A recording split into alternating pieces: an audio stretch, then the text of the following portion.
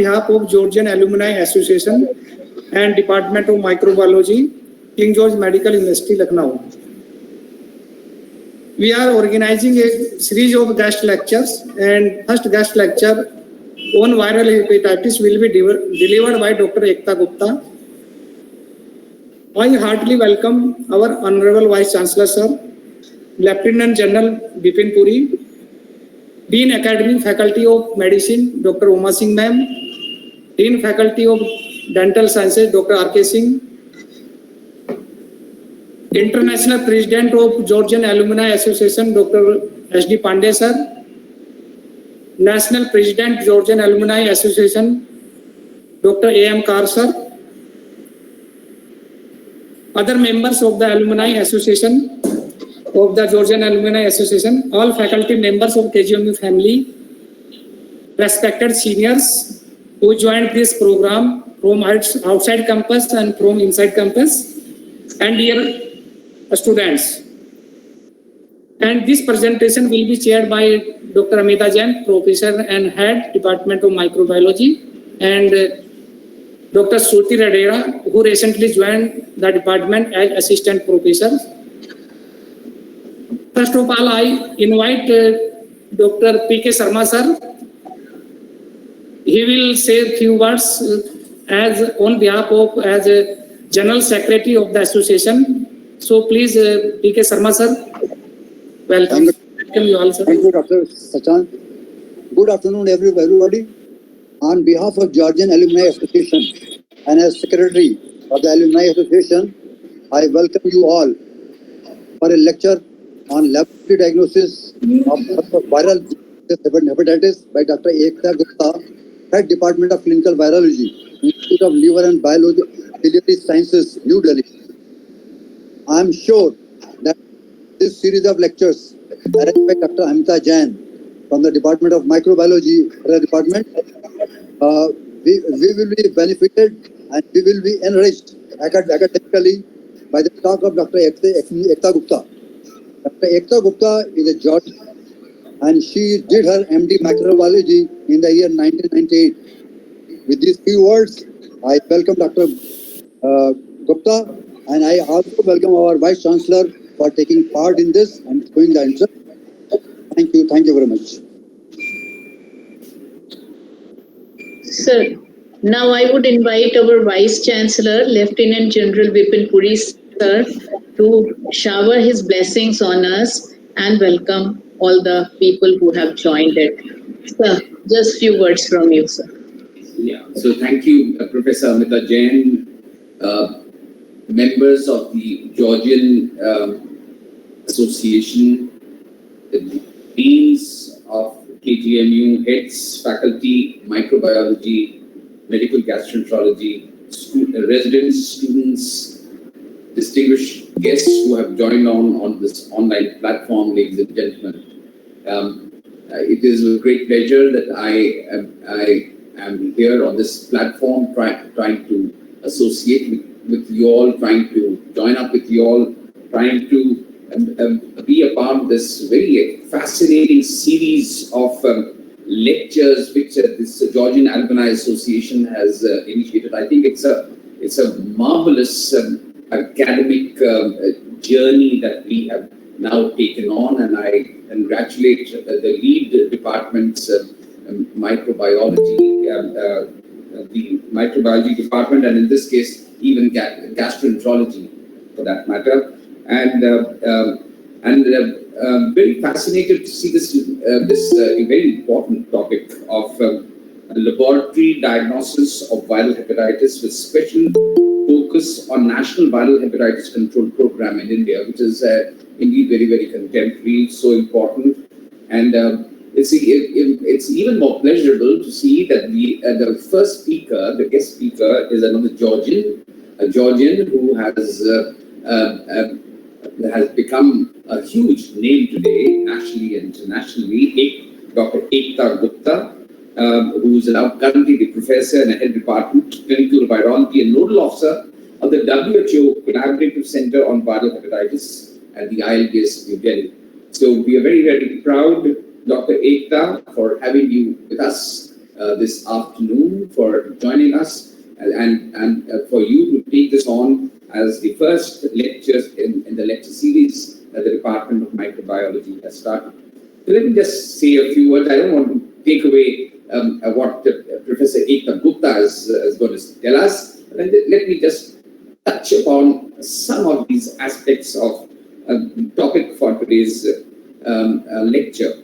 Well, as we all know, that the National Viral Hepatitis Prevention and Control Program was launched by the Ministry of Health and Family Welfare on the World Hepatitis Day, which was on the 28th of July 2018. And I think it was a great initiative from the Government of India to for the prevention and control of viral hepatitis in India. I think that was really a great step towards, because the problem is colossal, gigantic, and for us to try and rein in the disease, whether it's by surveillance, early diagnosis, treatment, and follow-up strategies, I think all that is so important and integral to the success of this program. And I think the government has initiated some steps, and many of these steps are tangible steps which have made great inroads as far as the program is concerned. I particularly would want to make a mention that there's a colleague of mine, Professor Sanjeev Arora in the United States, who started this program in the United States, or called as the ECO project, where he reached out from his suburb in this was in New Mexico, where he reached out to various other constituencies, and today the ECO program for viral hepatitis has spread to more than 90 countries, including India. And we are so proud to be a part of that association, and of course now the national program which the Government of India is running. Now, we all know that viral hepatitis is a problem. It is a major issue. There are nearly about 15 lakh deaths every year in this country. Diagnosis, surveillance, and treatment continue to be the single most important issues for controlling the disease, and we know that there are so many problems at the same. Very often, the disease is silent. Patients are asymptomatic. So, how do you diagnose these patients who are carrying this? The transmission also, there are multiple sources by which the transmission can happen. So, therefore, knowledge, awareness, surveillance, diagnosis, all of this is going to be important. And can we reach out to the suburbs, the rural India? Can we train the trainers? I think that is going to be a story of a legacy, a journey that we have embarked on. Can we achieve some results? Is there going to be light at the end of the tunnel is the question that we ask ourselves. And I think, I'm sure we will. I'm sure there is a plan that we will try and be hepatitis C free by 2030, and in this way perhaps decrease the incidence of cirrhosis as well as hepatocellular carcinoma in this country. And of course, the other endeavors by which this National Health Hepatitis Control Program endeavors is to reduce the risk and morbidity and mortality due to hepatitis A and E. So friends, ladies and gentlemen, I think we have embarked on a very, very important aspect as issue, a program which I feel will make a huge impact in the lives of the average Indian at large. So vaccination, especially for hepatitis B, safe injection practices, healthcare settings, healthcare providers must be taken care of. I think that's also a very, very important issue. Post-exposure prophylaxis and water sanitation and hygiene. I think some of these issues I thought I'll just flag. And before I hand over the baton to our guest speaker, a guest of honor this afternoon. And I once again, before I do that, I once again congratulate the Department of Microbiology, Medical Gastroenterology, and of course the Georgian Alumni Association for taking this the Georgian culture of academics and taking it to a new high. I once again congratulate all of you for this wonderful latest series. Thank you and Jai. Thank you, sir. Your blessings and sir, you a opportunity to deliver this lecture series. So now I am introducing our speakers, Dr. Ekta Gupta. So I heartily welcome our speaker, Dr. Ekta Gupta, who accepted our invitations on a very short duration of time. Currently, Dr. Ekta Gupta is a professor and head in the Clinical Virology Department and nodal officer for WHO Collaborative Center in Viral Hepatitis in the Institute of Liver and Biliary Sciences, New Delhi. She did her MBBS from GSU Medical College, Kanpur, and MD Microbiology from KGMC, Lucknow in 1998. She did her senior residency and senior research associateship in clinical virology from AIIMS, New Delhi. She has more than 22 years of experience in clinical diagnostic virology and had more than 100 scientific publications in high-impact journals and authors of 9 chapters in various books. She has to her credit several extramural research grants, both nationally and internationally, and she has received several awards also, like Platinum Jubilee Gold Medal for Best Thesis Work in MD in 1998 from KGMC, and Best Scientist Award provided by the ICMR for the contribution of outstanding contribution in clinical research by ICMR.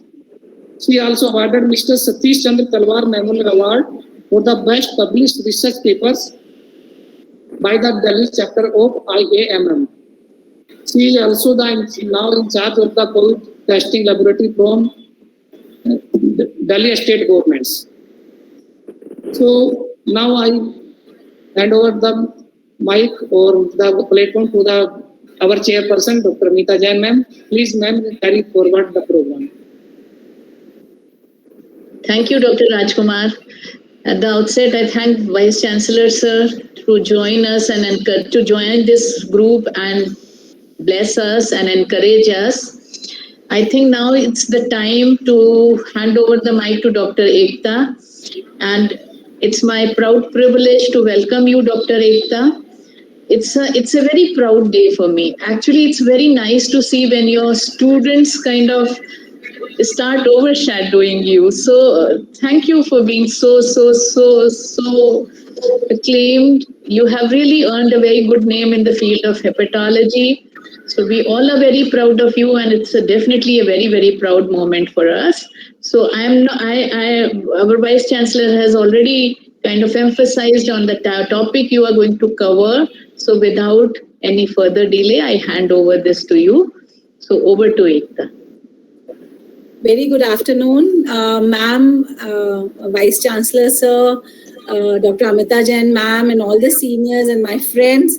It's like bringing goosebumps to me because I still vividly remember the days of microbiology at KGMC and how the virology training was so tough there, ma'am knows. And that is why I chose to virology. I kept on doing that. And now it has become my passion, and I'm the fortunate one who could get a right platform at the right time. And I hope I can do something to my alma mater. So this is just a very small tribute. Without delaying more this thing, I'll share my screen with you all.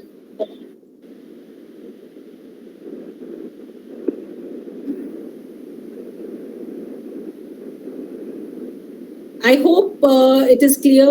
Can you see my screen? Yes, Ekta, it's visible. You can have the full screen. Yeah, you can go ahead. Yeah.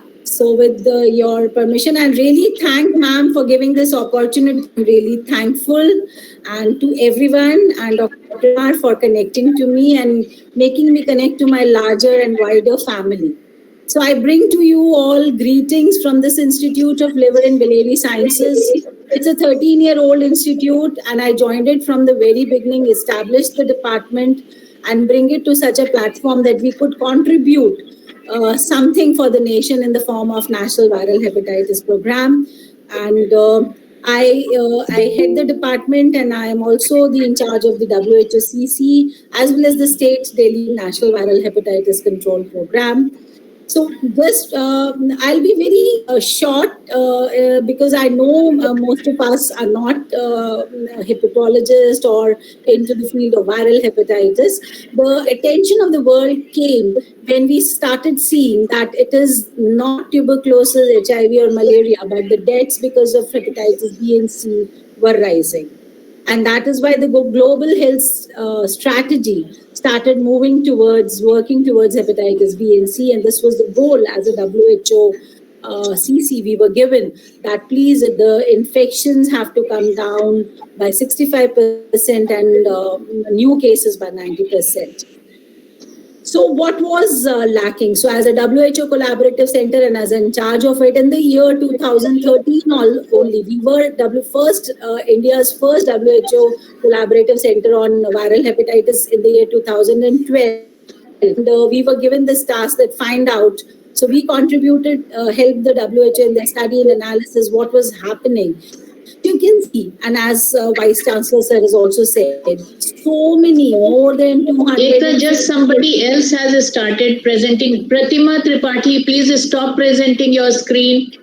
Pratima Tripathi, please stop presenting your screen. Ekta, hold on for a moment. Somebody else has started sharing this. Pratima Tripathi, please stop sharing your screen.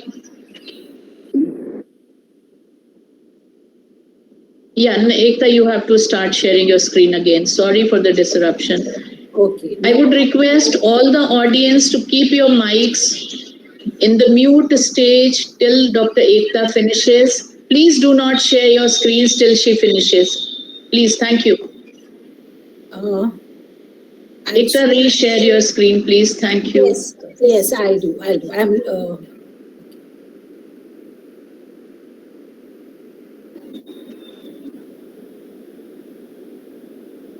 Now, can you see, ma'am, my screen?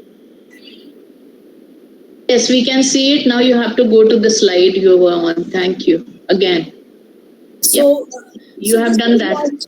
So this was what the gap was found out. And then we found out that what was lacking in hepatitis B and C, why despite the treatment, the vaccination, everything available. And what interestingly they found out that it is the diagnosis. So as you can see, 260 million that are infected globally. It's less than 10% who are actually being diagnosed and referred to treatment. Similar thing was seen for hepatitis C. Numbers were many globally across all. This was an exercise WHO did. Now, what was the exercise we did in India? We first estimated the burden of infection in India. And with the help of WHO, we found out that there are 5 hepatitis viruses, we all know, which needed our attention. B and C, lot of cases. We have 12 million cases, but the prevalence were very poorly reported. There were no national documentation of the data. Hepatitis B, 40 million cases. Again, no national data was there. A and E were hyper-endemic in our country, and D we found did not have a very high prevalence. But then we came to a conclusion that yes, it is the time, this was in the year 2013, that we needed a well-documented action plan for the control of viral hepatitis. This is how proceeded at ILBS from the 2014. We started doing the consultative meeting with the WHO and Government of India 2014, 15, 16, and 17, we did these meetings on the occasion of the World Hepatitis, that is 28th of July. And I was, as a nodal officer, I was involved in all these of meetings, and we used to call the stakeholders to ILBS, and we would discuss how to go ahead and formulate this. And finally, with the in the year 2018, from Vidhan Sabha, and that time Jayaprakash Nadda ji was our health minister. He launched this National Viral Hepatitis Control Program, and it is now being controlled by National Health Mission through NCDC, National Center for Communicable Disease. All these guidelines have been made, and ILBS is fortunate to be a part of each one of the committees in this effort for the nation. So this has been launched. Now, what are the aims? Now, the aims is that we have to first start moving towards elimination of hepatitis C by 2030. And you'll be glad to hear that apart from us, like Australia has a national program, Thailand has a national program, Indonesia and Egypt, but none of them focuses on other hepatitis like hepatitis B and A and E. So our program is unique that it also encompasses hepatitis B. So we are not only going to look for hepatitis C, we are also going to look for reducing the morbidity, mortality for B and C, and also going to tie up with the running parallel programs for hepatitis A and E. So there will be treatment and diagnosis provided for C as well as B, and that is one thing unique which sets our country apart. Unfortunately, the COVID outbreak occurred in the beginning of 2020, and all our efforts to bring it down to the state level slightly got delayed, but then we are on a move and we are making this program. How is this program going to work? And I'm sure most of you know because it has reached to several states. But briefly, it is controlled by National Mission, and it is controlled through their unit lies at the national level in the National Center for Disease Control, NVHCP. There, the technical groups have been formed, which keep on updating the diagnostic guidelines, the treatment guidelines, the surveillance guidelines. Then it goes to each state as the state level and through the State Health Mission. State Health Mission will allocate state labs, state treatment centers. So we have given a liberty to the state to play with how they're going to do it. So unlike National AIDS Control Program, this program is totally going to be decided by the state that how they want to implement it. So we have given a lot of liberty to them. Finally, this is going to come down to the districts level and sub-district levels. An idea is that at the sub-district level, everything, that is the drug dispensement and diagnosis, everything will be looked out at the sub-district level, while you can have big state labs. So the funds are being given by the National Health Mission to State Health Mission, and it is there in many of the states. I think more than 25, 26 states, 15, 16 states have already started receiving the funds, allocating the nodal officer, making the labs. Now, in this, we are going to focus on diagnosis and treatment. So the diagnosis is going to be basically by screening, by simple serological test, confirmation of infection through molecular tests, wherever it is needed. Uncomplicated cases going to be provided treatment at the level of the health wellness centers at the sub-districts, while the complicated cases can be referred up to the level of the model treatment. So this is a basic structure this program is going to follow.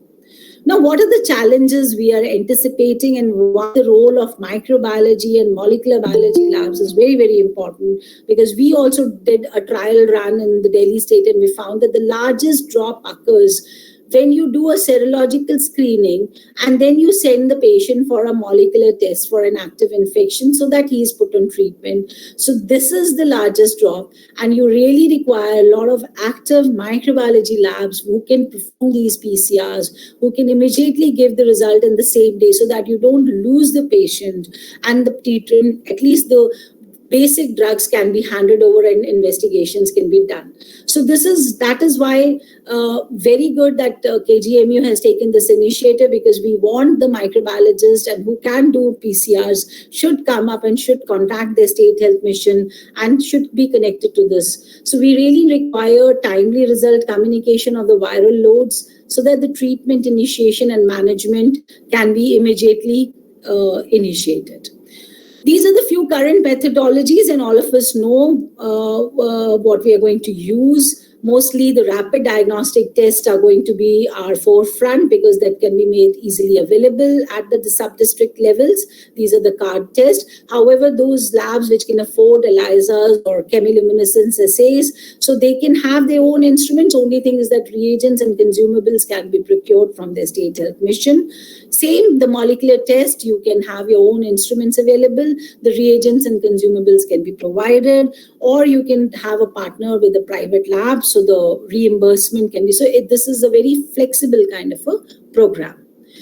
The type of molecular testing setups which this program can utilize, they can utilize on the conventional as well as the point of care molecular testing setups. The problem with the conventional setup is that you really require to build area 1, 2, 3, a PCR setup. You can require to do batch testing, so you really need to have a workload of about minimum of 24 or 12 samples, but that would waste another 4 to 5 days of the patients. So what we are encouraging through this is that if you can have these point of care of molecular setups in the form of these near point of care of molecular setup devices, so that you do not require trained manpower. But the problem is that they are very expensive. The reagents cost a lot. Whether the program should support it or not, that's something else. But the thing is that this minimizes the patient's visit to just 1 and 2, and within 1 or 2 visits, the patient can be set on the treatment for at least hepatitis C and B. So we really need to enhance through this program point of care molecular testing devices. There are a lot of them available in the market. We should make more indigenous so that the viral load testing, as we know in COVID how important it was, same goes for viral hepatitis, because unless you prove an active infection, you can't initiate a patient. So such devices like GeneXpert, GeneDrive, TrueNat, whatever, or any other indigenous should be made available. They should be doing affordable testing, and the viral load results, the idea is that it should be within an hour available, so that you can actually do not lose the patient from a gastroenterology clinic, shuttling between gastroenterology and microbiology, and it goes with a viral load confirmation test and starts the treatment. We, as a part of WHO-CC mandate, we evaluate lots of kits, and we have evaluated Expert HBV for HCV, the GeneDrive. All these kits have been evaluated by us, and we have published a lot of publications on this. Now coming on to the viruses, so that I make clear that what is the algorithm we are going to follow in this National Hepatitis Program.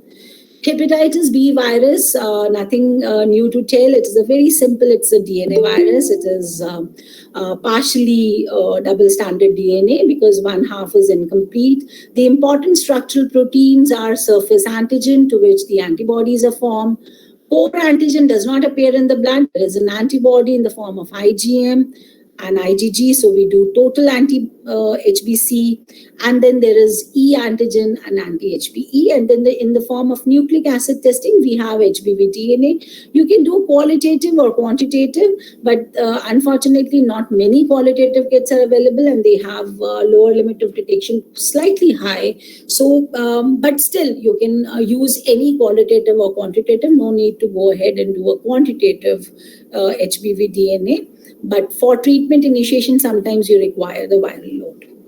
Briefly touching on the clinical history of hepatitis B, the chances that you will land into a chronic hepatitis state is age dependent. If the child acquires the infection very early in the life, like mother to child, 95% chances that you will become chronic hepatitis B is there. But if you acquire in the adulthood, you are able to clear the virus. So it's only less than 5% chance that you will land up into this chronic state of infection. So hepatitis B, one good arm with us is childhood vaccination. And through this program, we are encouraging at birth hepatitis B immunization within 24 hours of birth, and we are very strongly looking at covering a lot of institutional deliveries and making 90% achievable rate of at birth immunization, because this problem of chronic hepatitis B can be controlled at this level. So hepatitis B virus, as I've told you, adult, it causes acute infection, and that means clearance from the blood, not from the liver, within 6 months. So it can be asymptomatic. The only problem with acute hepatitis B is that you can land into acute liver failure, to 2 chances. Chronic infection, more mother to child, younger the child is, more the chances that will end up into chronic hepatitis B.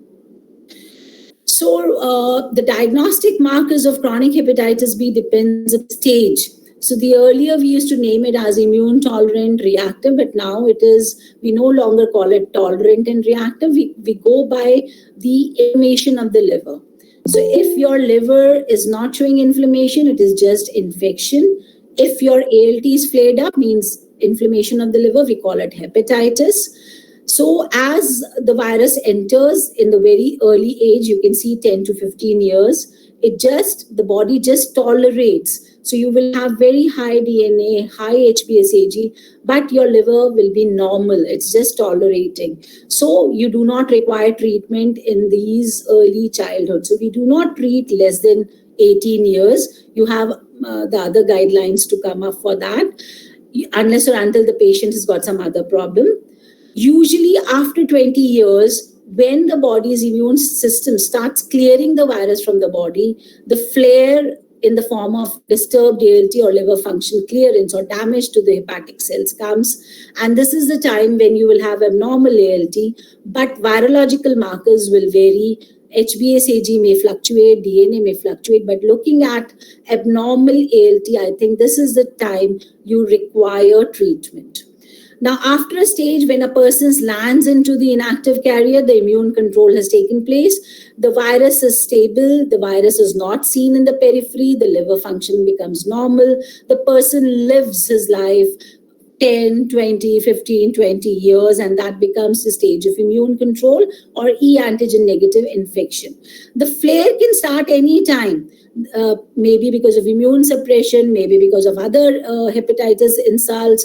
Fatty liver has been found to be a very good insult to the liver. NASH, NFLD, all those things can lead to the flare of hepatitis B, and then the person immediately starts, the liver function deranges and person goes into again treatment. So the treatment is initiated whenever the ALT flare is there, you require treatment in hepatitis B. So coming to the virological markers, what rests inside the liver is just in the form of CCC DNA and integrate. This is not needed for diagnosis. We only need things which are there in the blood in the form of surface antigen, which can be in the form of any. So you will always see HBsAg in access to your DNA because surface antigen is attached to the complete particle, incomplete particles, filamentous forms. So this is always an access, and it's an excellent marker to diagnose ongoing infection.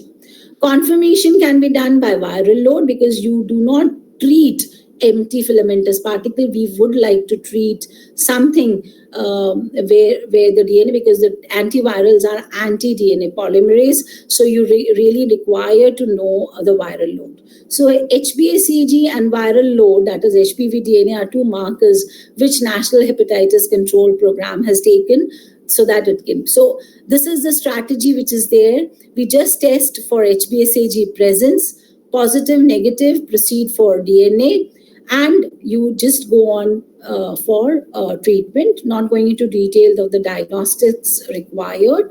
This is from the National Hepatitis Program. So the HBsAg is going to be the screening marker in this program, and then you just see for cirrhosis, no cirrhosis, because If your HbA1c is positive and the patient's liver is bad cirrhotic, irrespective of ALT, you need to give the treatment. But if the person is non-cirrhotic and you always have a normal ALT, then more than 2000 DNA is needed to start treatment. Otherwise, it is not needed. So these are the algorithms based on which the treatment is going to be done in the national, and I think most of the gastroenterologists, they follow this treatment guideline only, which has now become our national guidelines. Hepatitis C virus, simple virus. It's just an RNA virus, no fuss virus, only one antigen, and against which a stable antibody. So unlike hepatitis B, antibody against this protein makes the infection, presence of infection or ongoing infection is diagnosed by the antibody to HCV. HIV, B and C, how are they different? Both HIV and B gets integrated, so they require lifelong treatment. Hepatitis C is a nicer virus because it just remains in the cytoplasm. It does not form a long, stable genome in the body, and so the elimination or eradication or curability of HCV is possible. So you have very good direct-acting antivirus, by which you just give for 12 weeks, monitor after 12 weeks, and you can make a patient clear the HCV, unlike B and unlike C, HIV and B, where you require a lifelong suppression of the virus. What is acute HCV? That is, the RNA is cleared from the body, and that happens only in 20 to 30%. Otherwise, most of the, unlike hepatitis B, most of the people, they land into chronic hepatitis C, and the RNA persists. The antibody always persists. So once you have an exposure to the virus, you will have antibody and they will persist lifelong. So antibody is a marker of your ongoing infection. So the antibody test is a very important marker. We can do it by rapid CAR test. The confirmation of antibody by the blot assays is no longer recommended. And we see that about 70 to 80% those who are antibody positive will have an active HCV RNA showing an ongoing infection unless they are on treatment or some other modality. So this is how the national algorithm tells you that you just test for antibody to HCV, positive, report positive, compatible with exposure, proceed for doing a confirmative RNA. And anybody who is an RNA positive has to be put on treatment. Even if it's a very little amount of the viral load, it has to be put on treatment. So anybody who is RNA, the WHO also says that if you do not, you can do qualitative HCV RNA, quantitative, or if you have core antigen availability. Unfortunately, you do not have very good core antigen kits available. There is only one CLIA platform, which is expensive by Abbott, which is available for the core antigen testing. And we did some performance evaluation, and we found that it correlates very well with the HCV RNA. So that can also be used. But HCV RNA test kits are very cheaply available, and you can afford them. And access to molecular diagnostics is very easy these days. So it's always better to have HCV RNA test. Monitoring following the treatment. So you have very simple treatment regime. You give both broad treatment. If it is children, you really have to go by the genotype. But if it is more adult, you have to give pan-genotypic. So for NS5B inhibitors and 5A inhibitors together for 12 weeks. And then we look only at one time. We give treatment for 12 weeks, we wait for 12 weeks, and then look for an SVR12 as a sign of the cure. So genotyping is not recommended unless in children or you have a treatment failure in which you really want to do a drug resistance workup. E-virus infection in the program has been included, but the diagnosis of E is very, very easy because it is whenever you have active jaundice, ALT abnormality, it is the IgM serology which takes a peak. So by doing just an IgM HEV test, you can actually pick up the infection. So nothing else is needed in a simple diagnosis of hepatitis E virus infection.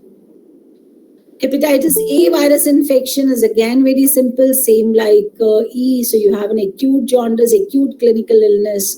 You will have abnormality of liver function test, and the IgM is a very good marker which matches up with the clinical illness. You can use HAV IgM for diagnosis.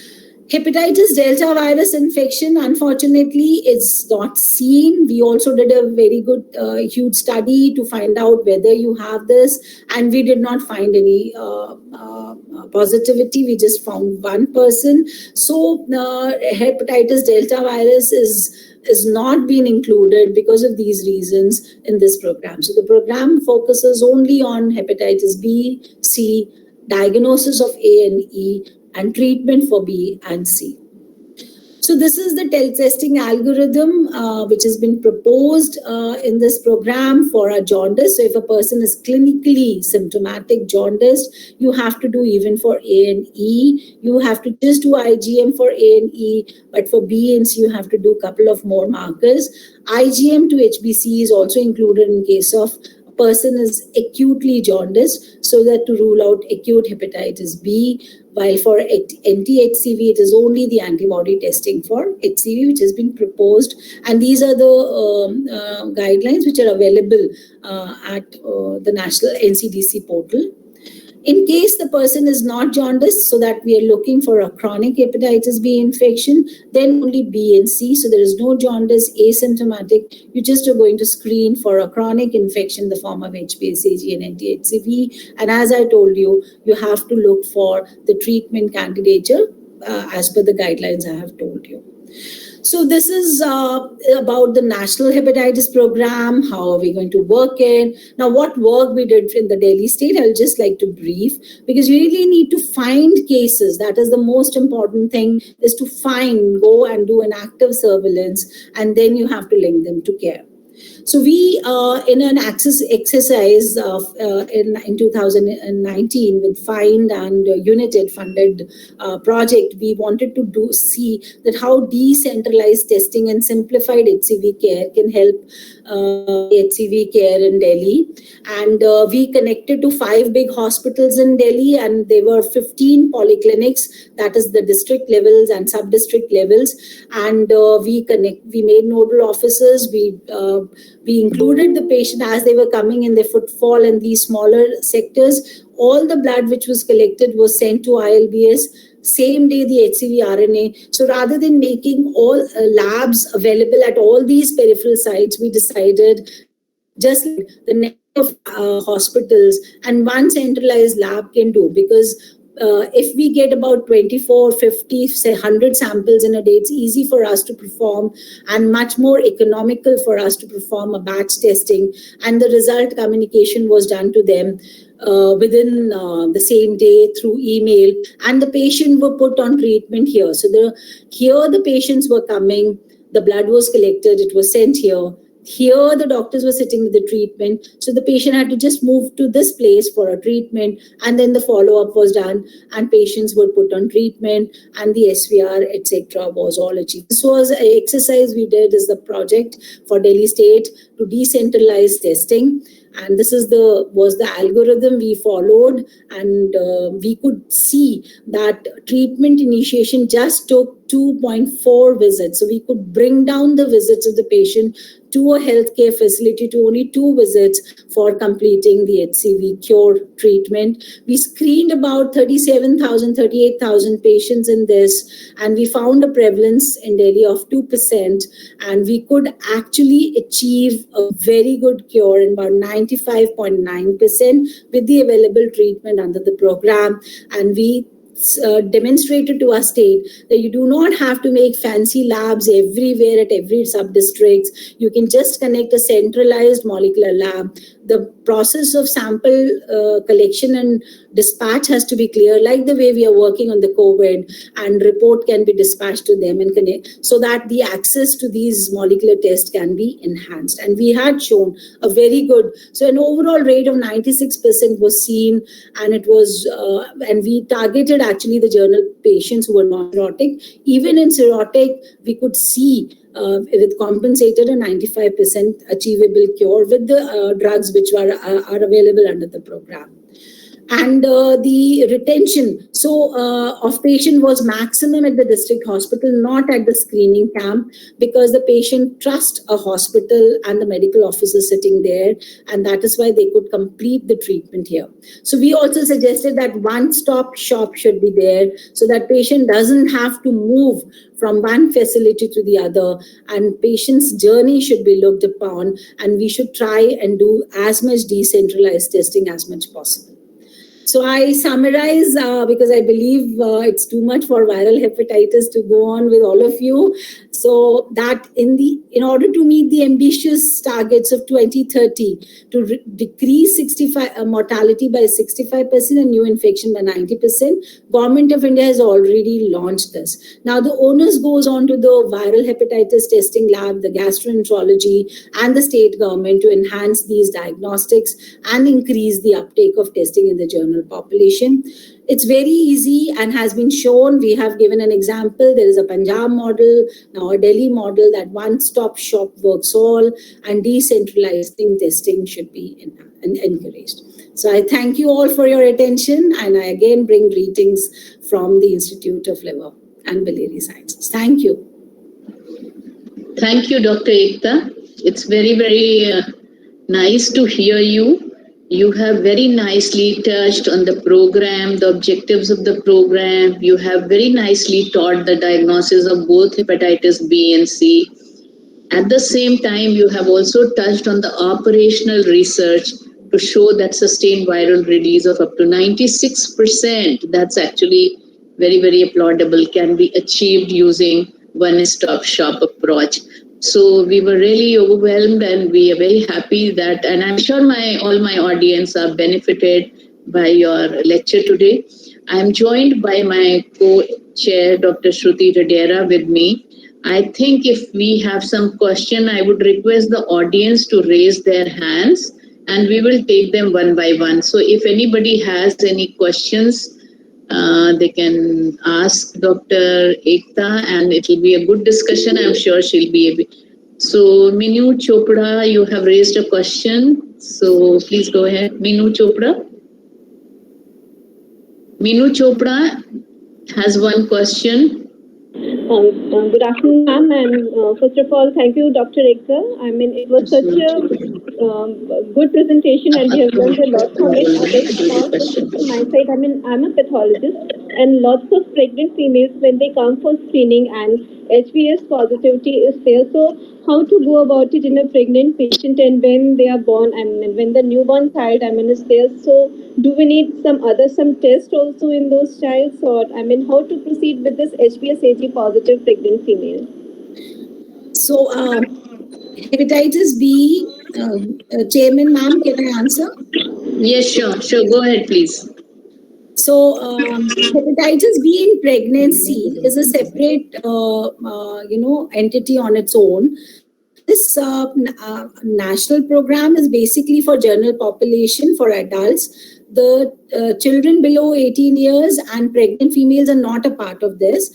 Otherwise, in a pregnant female, when they turn out to be HBsAg positive, we have very close monitoring of the mother. The newborn who's born has to be given vaccination, but if the mother is actively with the DNA positive, then I think the immunoglobulin and a prophylactic antiviral therapy is given. Now that is dealt separately, while pediatric hepatologist or neonatologist who follow up the pregnant female. So these complications of hepatitis B, like in pregnant females, are not a part of these journals. So they should not be dealt at this program level at the district. They should be referred to the tertiary care center, whichever in your state you are making. And for screening and DNA part, you can utilize the machinery, but otherwise they require individual monitoring by a specialized gastroenterologist or a pediatric hepatologist. Thank you, ma'am. Thank you so much. Dr. Minu Chopra, can you please put down your hand if the answer is clear to you? Yeah. Can I Can I request Dr. Suruchi Shukla to ask the question if she has any doubt? Good afternoon, everyone. Good afternoon to esteemed faculties. Good afternoon, Ekta ma'am. Good afternoon to Vice Chancellor, sir. Ma'am, I want to ask, we have so many genotypes of hepatitis C. We have somewhere it said 6 genotypes, somewhere it says 7 genotypes, somewhere it says 9 genotypes. Whom to follow and what to follow, and even the testing strategy we are having for genotypic assay. Are these testing strategies being updated according to the new genotypes coming into the global place? So, Suruchi, nice question. The genotype in India is predominantly 3 and 1. There are a lot of studies which have come, and we are also seeing it every day. But this genotype adherence and doing was there when they were the interferon for hepatitis C, when you were giving the interferon regime. But now with these direct acting antivirals, as I said, for above 18 years, these are pan-genotypic treatment, one NS5B inhibitor and one NS5A, or you can combine an NS3 inhibitor. And so 5B inhibitors are known as Buvirs, and A inhibitors starts with Avir. So we have usually Sofosbuvir and Declatasvir or Velpatasvir. So these are pan-genotypic. You do not require to do a genotype. The genotype recommendation is there only when it is a child or it is a complicated case. Then there are certain restrictions to few drugs which should not be used in that. And otherwise, now genotyping, as I showed in my slide, is not recommended. Antibody positive, RNA done, non-complicated, non-cirrhotic, adult patient, proceed with the blanket treatment and do it for 12 weeks. So, and we have seen that it's 3 and 1 only, 4 sometimes is there, 6 is more in HIV, HCV and more from the northeast part. But all the diagnostic platforms are always pan-genotypic. I don't think so genotype has any hindrance on the detection of the HCV RNA or antibody to HCV. Ma'am, I just wanted to clear which guidelines we should follow, that we have 1 to 6 genotype or 1 to 7, or somewhere it's also written that it's 9 genotypes, the newer genotypes. Are we testing the newer genotypes also? If, ma'am, there are 5 to 10% SVR failures in HCV. So in that case, I just wanted to know that. Guidelines though for diagnosis is very simple. You have to follow the national guidelines now. They are in place. You just have to do an antibody test and RNA. Genotyping, normally we do by sequencing. We do by NS5B sequence, which always tells you whatever is the genotype available. There is no guideline to follow in the genotyping, and whatever you did. But that is only done in few cases, I told you. And for treatment failure, you do drug resistance testing, that is known as resistance associated substitutions, and those are also done very specifically. And there the primer probes are always pan-genotypic EU. So you do not follow any genotype wise guidelines for drug resistance testing. Thank you, ma'am. Thank you, ma'am. Can I ask Dr. Mohanlal Gupta to ask the question? Hello, Dr. Mohan Gupta. Can you please unmute your mic?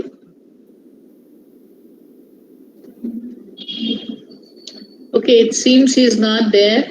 So I think there are no more questions. Dr. Mohanlal Gupta, he has raised the hands, but it seems like obviously you were too lucid and crystal clear, Ekta. So there are not many questions, and I think we have a good discussion and a very nice lecture. So to Dr. Rajkumar, can we wind off right now? Hello, ma'am. Hello, ma'am. Okay, Dr. Gupta, yes, please. That's the last question. You can ask, Yes, Dr. ma'am. Gupta. Ekta, ma'am, I just want to know what is the condition when the hepatitis B SBS antigen screening is positive, but the molecular testing for the hepatitis B is negative. As I showed you, that in adult, if when you get exposed to hepatitis B surface antigen, Yes, ma'am. 90% chance that your body will clear the DNA or the viral from the blood within 6 months. So when it is just an acute ongoing infection, then surface antigen may linger on for about 6 months, but DNA naturally on its own gets cleared earlier. So this is one condition, that it is an acute hepatitis B, the DNA got cleared and HBsAg was still lingering on, but you do a test after 6 months, the HBsAg may not be seen. Or your second condition is that your molecular assay that you're using does not have a very good lower limit of detection. So it is there in the periphery circulating, but it is not being able to pick up by the assay you're doing. These are the conditions I can think of. Or in the chronic hepatitis B, as I showed you, in the inactive carrier phase, sometimes the DNA HBsAg becomes too low, and there is a presence of DNA inside the liver, but in the periphery blood, we are not being able to pick up. So these are the few conditions. Yes, ma'am.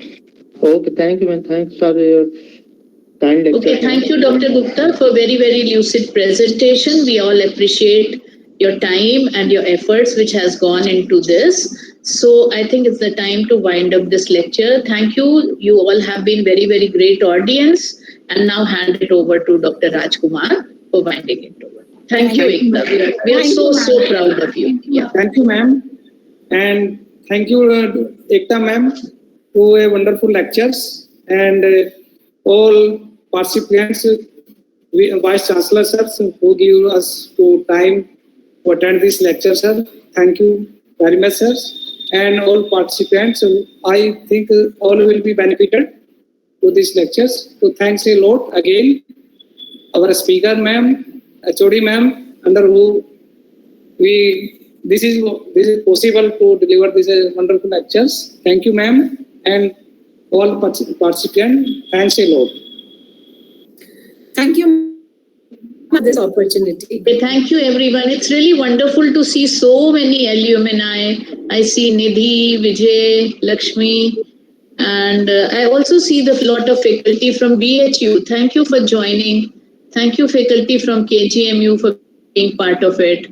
And we're really honored. And thank you, Dr. Rajkumar, for working so hard. And it's very, very nice. Thank you very much. Thank you. Thank you, everyone. Thank you. Bye-bye. Bye.